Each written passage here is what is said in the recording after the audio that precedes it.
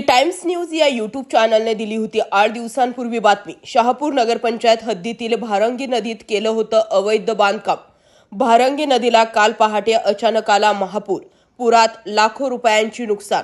अखेर नगरसेविका रजनी शिंदे व संतोष शिंदे सह शेकडो नागरिकांनी केला रस्ता रोको। प्रशासन नमले।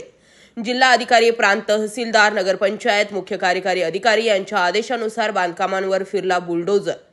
भारंगी नदीपात्रातच केलेल्या अवैध संरक्षण भिंत गणेश घाटाचे बांधकाम सुरू असतानाच रात्री अचानक झालेल्या मुसळधार पावसानं शहापूर तालुक्यात भारंगी नदीला मोठा पूर आल्यानं मोठ्या प्रमाणावरती नुकसान झालं।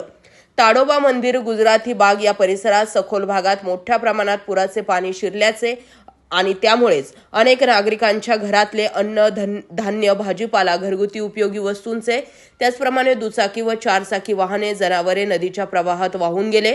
गुजराती बाग व नदी शेजारील लोकवस्तीतील नागरिक, कळंभे ग्रामपंचायत सदस्य व शहापूर नगरपंचायत नगरसेवकांनी केलेल्या अवैध बांधकामांच्या विरोधात रस्त्यावर उतरले असून शहापूर बाजारपेठ आसनगावकडे जाणाऱ्या रस्त्यावरच सगळी लोक बसून संतापलेल्या व हतबल झालेल्या नागरिकांनी मुख्य कार्यकारी अधिकारी व नगरपंचायत नगरसेवक यांच्या विरोधात नगरसेविका रजनी शिंदे व संतोष शिंदेंसह शेकडो नागरिकांनी आंदोलन केले।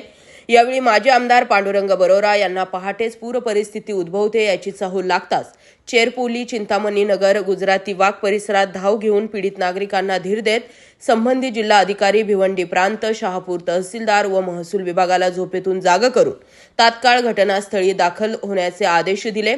यावेळी उशिरा का होईना आमदार दौलत दरोडा यांनीही भेट दिली। मात्र भारंगी नदी पूरस्थितीबाबत संबंधितांना व स्थानिक नगराध्यक्ष, उपनगराध्यक्ष, वार्ड नगरसेवक फिरकले देखील नाहीत आणि त्यामुळेच नागरिकांमधून चिंता व्यक्त केली जाते। ब्युरो रिपोर्ट, दी टाइम्स न्यूज।